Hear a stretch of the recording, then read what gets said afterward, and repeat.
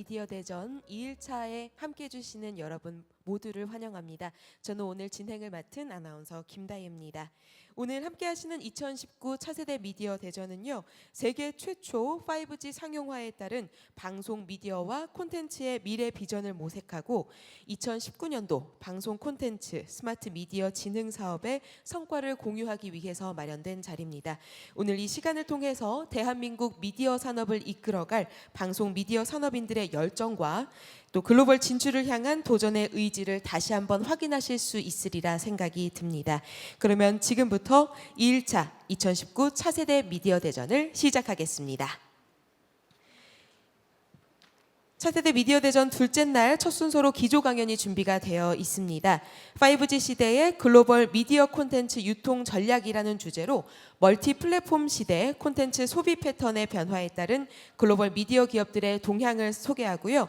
초대형 글로벌 미디어 기업의 경쟁 속에서 플랫폼 외에 보다 다양한 방식의 해외 시장 개척 방안을 소개해 드릴 예정입니다. 기조 강연 함께해 주실 올3 미디어 아시아태평양총괄 부사장이신 샤브리나 두게님을 무대로 모십니다. 여러분 큰 박수로 환영해 주시기 바랍니다.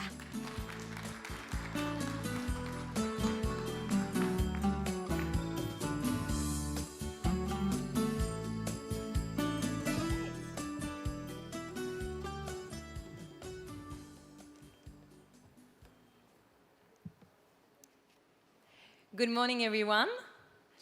Thank you so much for being here today and for inviting me to join you for this event. I have to say, it's a very hard act to follow after all the gorgeous singing and dancing. So I'm afraid we won't be singing and dancing too much, but my goal is that for the next 30 minutes, I share as much as I can with you, so by the end you have new ideas and tools to take your business or your role to a next level. So I want to start by thanking the Ministry of Science and ICT and the organizer, the Korea Communication Agency, for this event and for inviting me.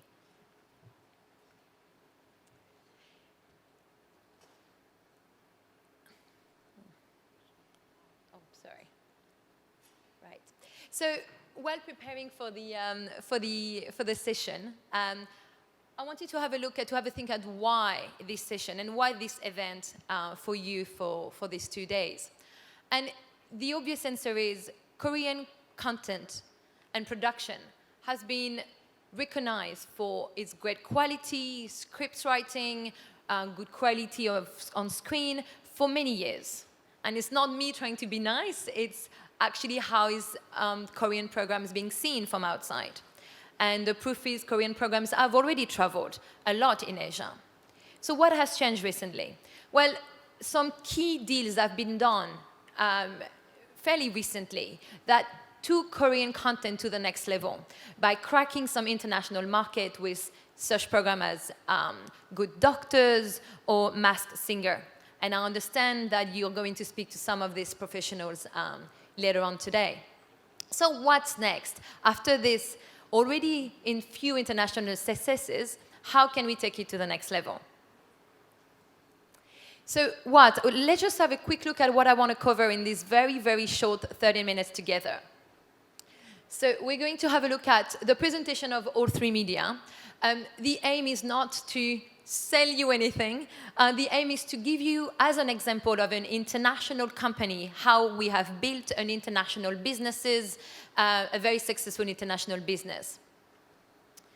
All3 Media International, so then we will look at the international division of the group and what do we do to take our programs internationally and build brand and success with partners around the world. Then we look at a co-production international commissioning. I understand is something incredibly important for a lot of you. Then we'll have a look at a quick session on the VOD platform, few key learnings that I've had over the past several years. And finally, a few tips that I just wanted as an addition to share with you. All right, so the All3 Media Group. Actually, before I just start this, I understand that there is a very diverse group of people in this room. And it can be very difficult for me to try to tackle all the different knowledges. I understand there are some producers, some people from channels, some people maybe a bit more on the communication side. So what I will try is to try to give you as many examples as possible so that by the end of the 30 minutes, all the tips you can use to use in your role, in your business development, and maybe as a career development also. So All3Media. So who are we? Well, All3Media is a UK production group. Started in 2003, we now have 45 production labels within the group. At the beginning, the idea was to join independent production companies and to give them, which I think is a perfect combination between first being part of a group, so they get full support in terms of negotiation with the channels, investment, cash flows, which sometimes can be difficult for production companies, but equally full freedom of creation, development, and they keep their own brand. So we have what we call a federal model. So across these 45 companies, we produce on an average around 3,000 hours of programming at the moment. So we are not linked to any channel, so we produce independently for any broadcasters. So a lot of them are in the UK and the US, but we also produce for some global platform, Netflix, Amazon, and also some foreign broadcasters, such as Jiangsu, for example, or even CCTV in China. 4 years ago, the company got bought by Discovery and Liberty Global. However, as it's a 50-50 JV, joint venture, it doesn't give them any priority to the content we produce. So that's just a quick diagram to show you all the production companies within the group. So as I mentioned, they are all independent, they all have their own name, which is why probably a lot of the content that you've watched might be produced by one of our production companies, but you wouldn't know it's a part of All3Media Group, unless you read the very tiny little letters at the end of the credits. What do we do? Probably most genres, it's easier to say what we don't produce. So we don't produce any theatrical movies, and we don't do any animations or kids programming overall. Apart from that, the group has been built to incorporate some of the best creators and producers around the world, mainly in the UK and the US, I have to say. So I would say 80% of our production company are based in the UK and the US at the moment. And we have acquired existing production company, or sometimes help set up brand new companies where a creator we had worked with, a writer or a producer, where they want to set up something on their own. So now All3Media International. So I sit within the All3Media International part of the business. And our job is to export and build the brands of all these shows that are produced within the group internationally. So we have around 11,000 hours in the catalog, and that's hours that travel, right? So we don't include every show that we produce if we don't feel it can actually travel around the world. We've worked with over 1,500 clients around the world, so that includes platforms, broadcasters, production companies, media agency, and we've covered over 200 countries. Very proud also to say that we've been voted the #1 international distributor for the past 2 years by our competitors. And as I mentioned, so we do selling, which is a big part of the business, but not only. We also do financing and marketing, which we're going to cover in a minute. We have international offices, so we have most people are based in the UK, but we have a US office, and I cover Asia Pacific. So I opened the Asia Pacific business around 3 years ago in Singapore for the group. And sounds maybe obvious, but for some of you maybe not as familiar with the distribution business, our two main distribution revenue are on the finished program and on the format, so adaptations of the ideas. So few explanation on the content. What is the content that we have? So we have the content from the group, so from all the 45 production companies. And a lot of time people ask, how come do you have BBC shows? How come do you have programs that are produced and commissioned for the BBC? Or Channel 4, or ITV, or Fox in the US for that matter? And the answer is the regulation in the UK. The regulation was done many years ago that says that any production made, the producer retained the rights of the show. So if BBC put some or 100% of the production budget, the producers retain the program. And what did that create? That created a growing and an amazing ecosystem where producers wanted the show to be exported because the revenue would come directly into their pocket. If the rights were retained by the channels, one could assume that maybe not as much effort would have put into international because the channel's business was not, their main thing was not international distribution. Then partnership. Oh, just to finish on content, maybe just one thing that is important. We do have content from our companies, but we also do have a significant amount from external companies. Our partnership. So we've done, partnerships with, So for example, independent production companies with which we have a first look deal. So we have all the content they produce. We also have partnerships with independent companies. We also have first look deals with channels. So the channels have a commitment with us of a certain number of hours.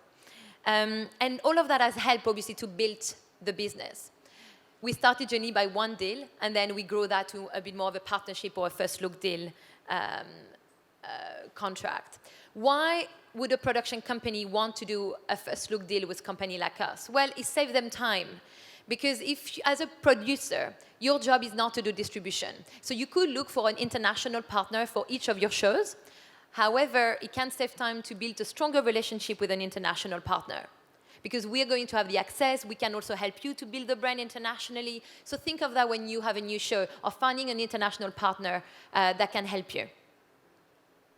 So beyond distribution, I think that's very key, because selling, yes, is part of the business. However, I believe nowadays the market is becoming more and more complex, and going beyond the pure selling is incredibly important. So what do? We do input into development. So we have the knowledge of international business. We know what a producer in Peru might want, or in Malaysia, right? Or in Sweden. We know what kind of show works, what kind of show doesn't, what kind of format also. You know, what duration works. And so we help our producers when they develop a show to say, well, have you thought about this? If you do this maybe slightly differently, the reach internationally will be much better.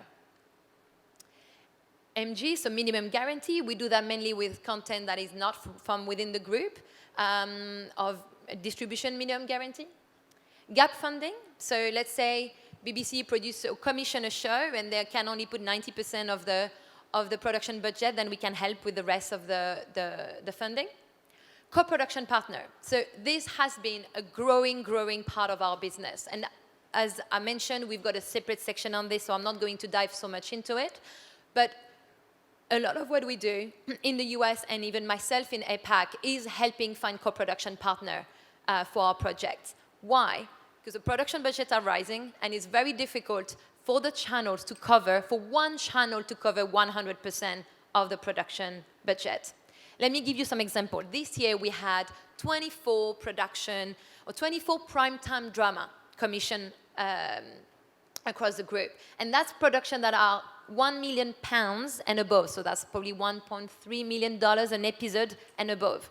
The most expensive one was around $4.5 million an episode. As you can imagine, it's a lot for one broadcaster to cover. So that's when we come in. We help our production company to say, we are going to find new co-productions in the US, or global partners such as Netflix, Hulu, Amazon, to help splitting the risk.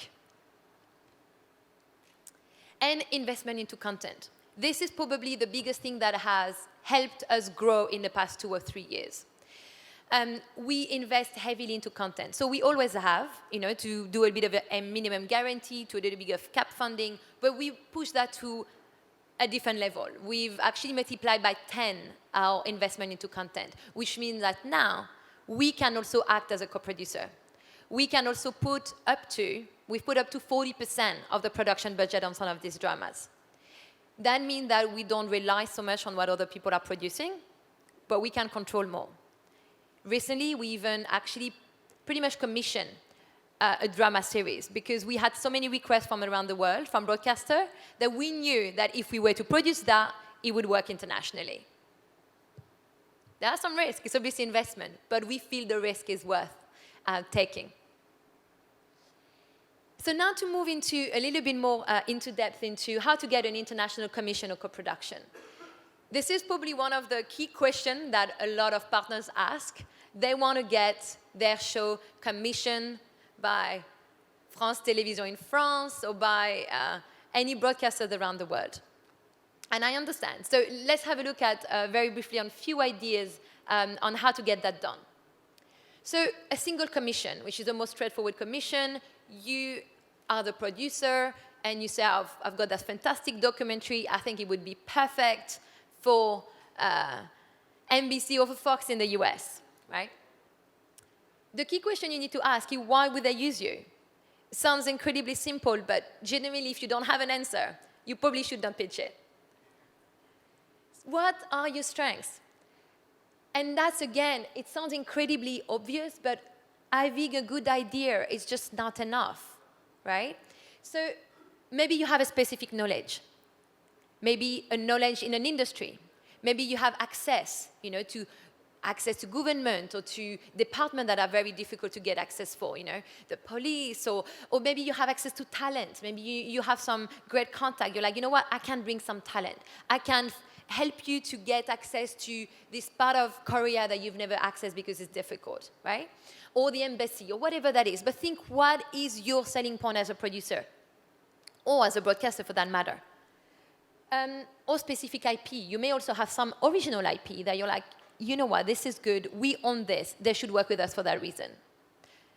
I get pitched so many shows that clearly this has not been thought about. And considering the competition you have internationally, you can't afford not to think about this. I wanted to give you an example on how one of our production company in the UK managed to get an original single commission from a channel in China, which is CCTV, which I think is impressive, so I wanted to give that example. So they started, it's a documentary production company in the UK. They have a very good reputation in the UK.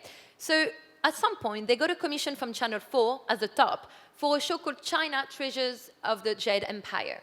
So at that time, they got a commission from Channel 4, and we brought in a co-commissioner, Smithsonian Channel in the US, and Arte in Germany and France, to help coping with the production budget. They hired fixers in China, and they done the production, but they were the only producers on the show. That gave them good leverage, good knowledge into the Chinese market. And then another project came about, which is Secrets of the Chinese Chariot. This one was a production from Lion TV for PBS, Arte, and also Jiangsu. So Jiangsu, as a Chinese partner, came actually as a co-commissioning partners. So it was already one step forward. And with all of this, they got recognitions, got great production, contacts, up to the point of having CCTV commissioning them a show 100% from them. And I think it's quite interesting that CCTV would commission a UK broadcaster to produce a show in China about China. So it's doable. So it's to encourage you. But if your goal tomorrow is to get a commission from the BBC, you may want to think of several steps in the middle to get you closer to your end goal. So here we're looking at more of when you have multiple broadcasters involved into a commissioning of a show. So you have two ways to get to that. So there is a direct way, which is you, as a broadcaster or as a production company, go directly to a channel, again, a channel in Peru or in Argentina, wherever you want, or in Russia, to get the commission, right? So you can go directly to the broadcaster, or you can also go to a production company. The broadcaster will just bring you some cash. However, a production company will bring you help on the production, maybe locally, but also their help into getting the broadcaster, right? So again, maybe some interesting if you want to develop, maybe think also of getting in touch with the local production company to try to develop that relationship. And the second part is an indirect way. So instead of you doing it directly, you can also look at an international distributor, an international group. So the downside of that is they're going to take a commission, but on the plus side, they're going to open a lot of doors for you. We could do an entire day on commissioning. As you can imagine, there's a lot of more info into getting show commission. There is a lot of way to co-produce. There is differences between co-production, co-commissioning, pre-sales. There's, even on co-production, we have what we call a natural co-production, an unnatural co-production, depending on the nature of the discussion. So again, unfortunately, I have a very limited period of time with you, but at least I want to give you some ideas for you to start looking into this a little bit more if that's something you're interested in. Right, so VOD. I was told that obviously, and I looked at your schedule for the 2 days, there's a lot of sessions on the VOD platforms. Why? Well, because we can't avoid them, right? They're everywhere, and they will be even more important in the years to come. And let's be positive and see that as an amazing opportunity, right? People need content. That's the constant. They needed great content when it was only free-to-air. They needed great content when you had the pay TV channels. And they still need great content. So I just put that one slide just, again, to point out how insane the budgets and development from this big global platform has been. So very briefly, but from 2015 to 2019, these are the numbers, right? So for Netflix, they went from 3.4 billion to 9.1 billion in 2019. And for Amazon, from 1.5 billion to 6.5 billion. In such a short period of time, it's incredible. What did these two players do on an international level is pushing everybody to step up. They have pushed all the local VOD services to raise their game.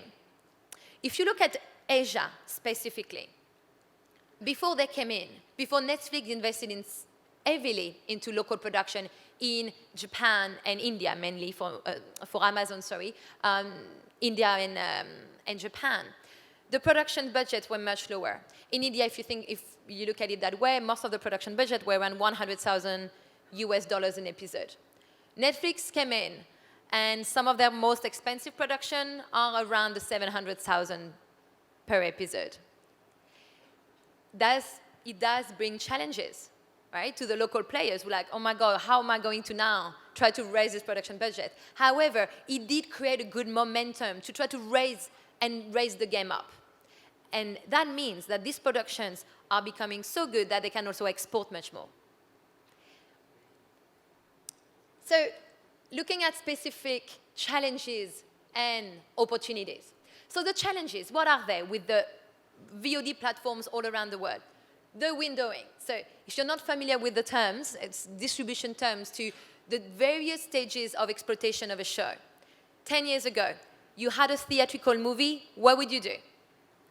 You would go first to the theater, right? You would see the program in the movie. Then very shortly after, you would get a release on DVD. Then you would get a window onto pay TV. Then you would get a window onto free-to-air, right? You would have a very clear path to market. Our job in distribution is to exploit these windowing opportunities as much as possible. In the past, if you were to skip one, you can skip a lot of money in the middle, right? So in some markets, if you were to skip that pay TV and you go directly to a free-to-air, you're not going to get a pay TV after the free TV deal, right? So our job was to know in every single country what was the best path. So as many deals as possible are being made and as many people as possible are seeing the show in each country. The VOD platform moved all of that around. That path to market is really up in the air in a sense that now the VOD service can be the first window or the last one. So some challenges, but we can, it's basically what it means. There is not one strategy per country. It's one strategy per title. Is that title best for an OTT? Are they going to pay more? Then maybe we should go for a first window. And then maybe we can negotiate with them to have a second window afterwards. For example, again, to try to give you some example, some of you may have heard of Fleabag. Just a little show that just won 6 Emmys recently. So we had a commission. So one of our production company produced it, got a commission in the UK, and got a co-commissioning by Amazon. But we negotiated in such a way that we retain second window worldwide, which means that after Amazon, now we can start selling Fleabag to free TV, to pay TV in the countries, right? Maintaining balance with the other clients. It is very, very important because a lot of people have seen the opportunities with the Amazon and Netflix, but they are a little bit forgetting the other clients. So something that we have done, I think, very well in all three is that we managed to find the right balance. So out of our 24 dramas last year, for example, primetime dramas, we could have sold generally most of them to the global players. But we didn't want to because we knew that would put us in not a great relationship with all our other broadcasters around the world. And it's also very dangerous just to rely on them. So we did some deal with them, but maybe around 20% of the titles that we release, but we make sure that we don't just work with them. So if you can, try to have a bit of a balance there.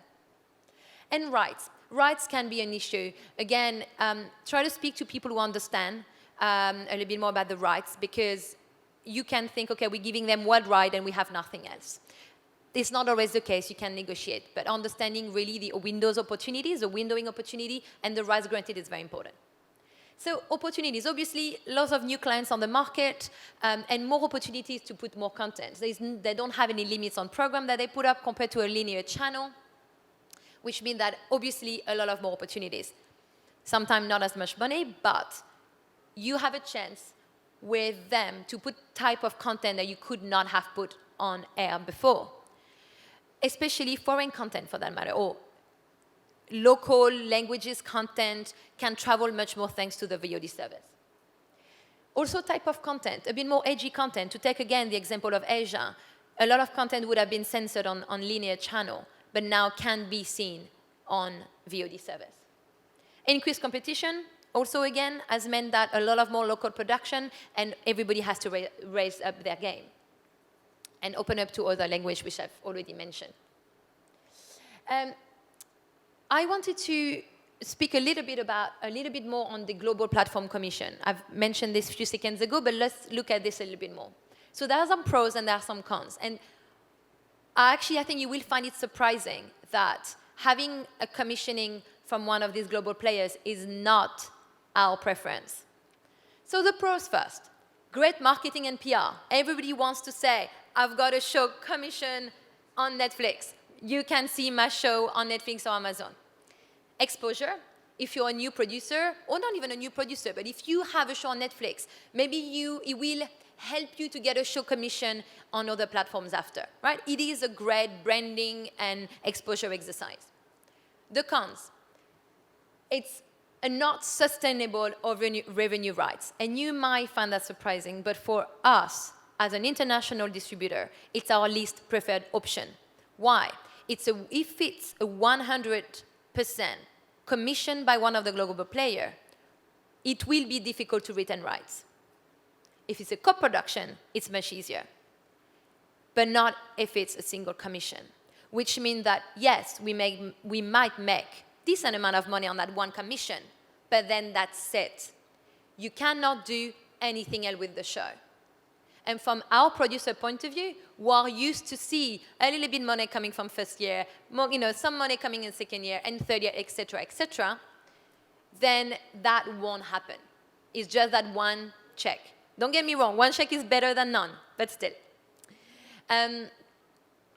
And global players, actual original or investors only. Just also something to think about. Sometimes, as you probably know, they pay to have their credits, but they actually just invest, and they are not a genuine original. Also, they are trying to be more and more independent, so they have they started by buying a lot from independent distributors and producer. Then they started co-commissioning. Then they started commissioning and hiring our production companies to produce.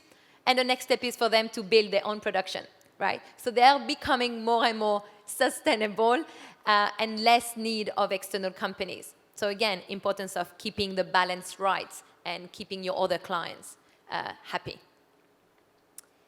So I've got 2 minutes and 20 seconds to give you some tips.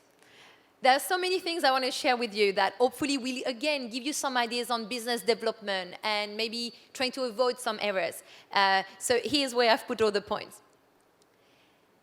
So don't think that a good idea is enough. Again, I've mentioned that. It's just not enough.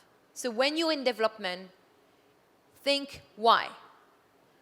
Why do people will want to buy it? Why would people want to co-produce with me? Why should they speak to me in the first place?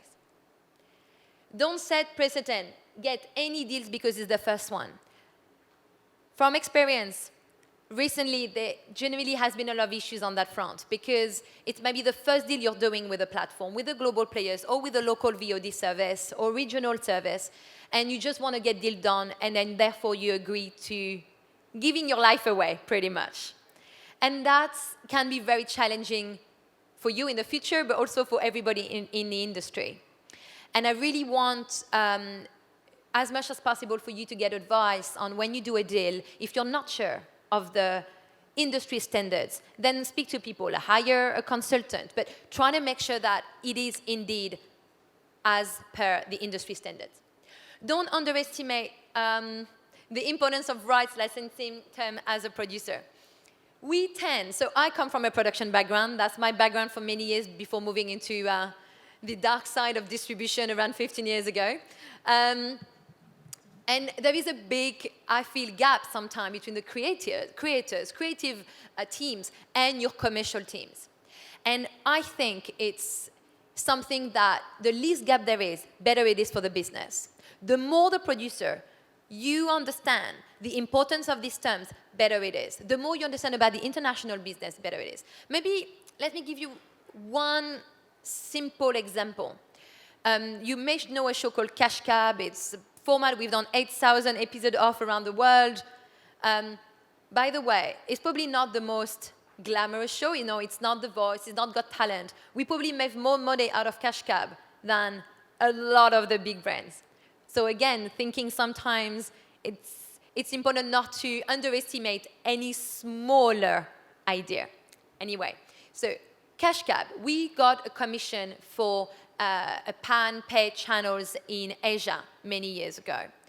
And I wasn't looking after Asia back then. The rights granted were unlimited runs, on that pay TV channel. As a producer, you might think, doesn't matter, we've got a commission. We've got 26 episodes, or can't remember how many it was, maybe 48 episodes. It's great, we've got a commission, we get our production margin, wonderful. Yes, however, that meant that they could rerun the show how many times they wanted because of the nature of the format. You can't play them in any order that you want. It meant that people thought new episodes were produced all the time, when actually it was just reruns. And that's probably the single reason why they didn't get a second series.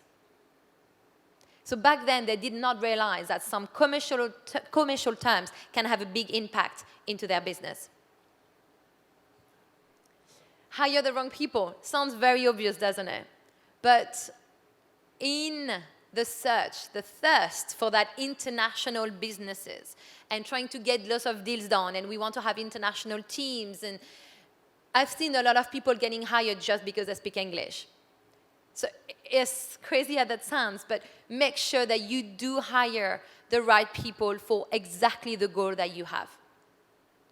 Importance of cultural differences. To come back to the hiring the right people, it is incredibly important. The difference between a successful international business and not will be how much you understand about the culture of the country. And it's not just on the negotiation. It's on how you're going to pitch, on the legal aspect. On co-productions, for example, we get a lot of tax credit in some countries, right? But you need to know that. You need to, okay, if we go to that country in Ireland more than the UK, we may end up getting double just because of tax credit. How am I adding value?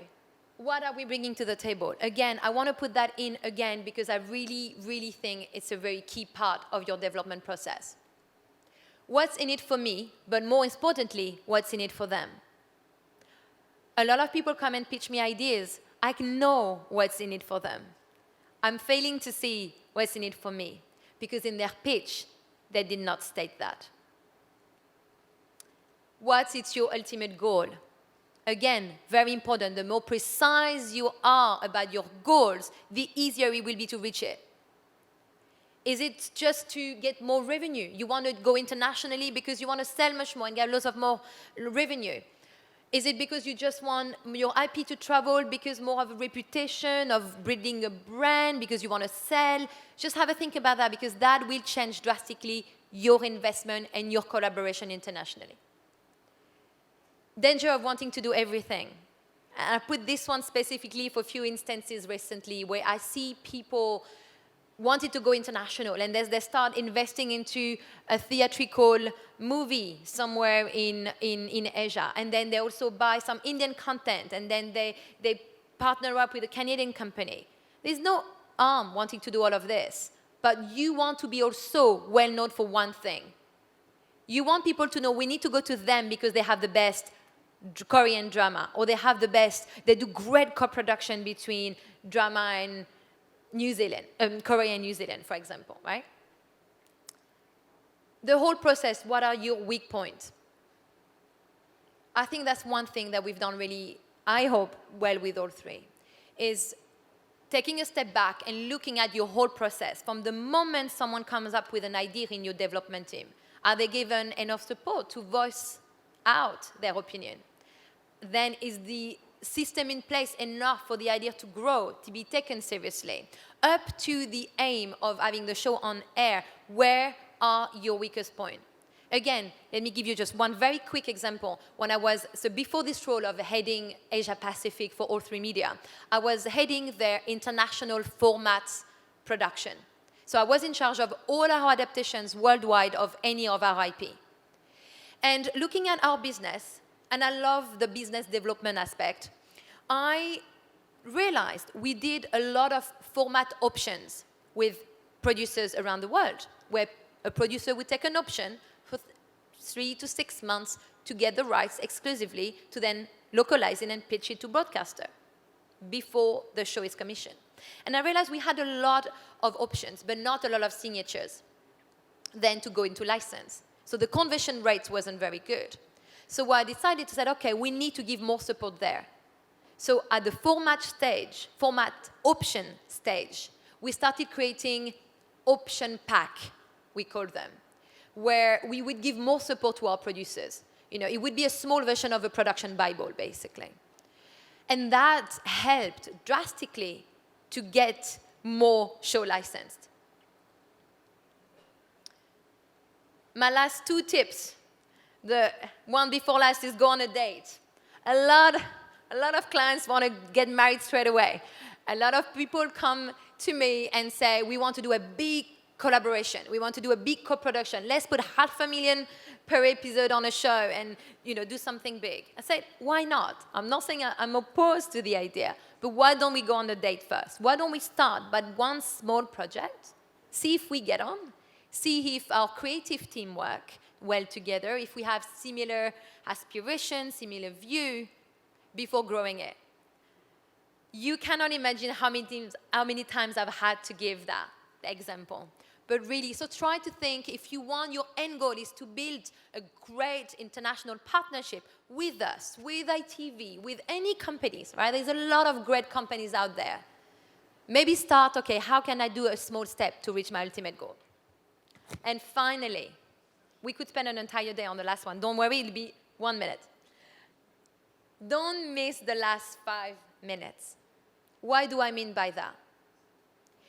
You work for weeks, months, years, sometimes on a project.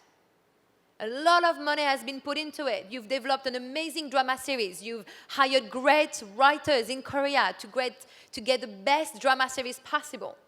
And then someone goes to Cannes or goes to LA or somewhere around the world and do a very bad 5 minutes pitch. You think I'm joking, but you cannot imagine how many times I'm thinking, if only people knew, people knew what is that pitch, they'll be devastated. You can have the best show in the world. If the pitch at the end is not good, it will not sell. Therefore, be sure you know who's your pitching team. Make sure they rehearse and redo it. I get pitch shows. After 5 minutes or 10 minutes, I have no idea what the idea is. Clearly, there was an issue in prep. So again, even if you spend the next 6 months having great strategy, investing into content, but you don't do that last 5 minutes perfectly, it's a lot of investment for nothing. Okay? So we come to the end. What's next? Well, what's next? I wish you all the best into your international development with us, with anybody else. There's a lot of great opportunities. It's a complex market at the moment, but also a lot of room to create interesting deals. And please feel free to reach out. I'll be available on emails here for just a few hours. And I hope something I've said in the last 38 minutes, I apologize, has helped you, has given you a tiny bit of an idea, and you can go back and try to implement it. Thank you very much. 네, 유익한 기조 강연으로 문을 열어주신 샤브리나 두개 총괄 부사장님께 다시 한번 감사의 말씀 드립니다. 콘텐츠 이용 행태 변화에 대응한 글로벌 미디어 기업의 전략과 또 다양한 해외 시장 개척 사례들을 공유를 해주셨습니다. 고맙습니다.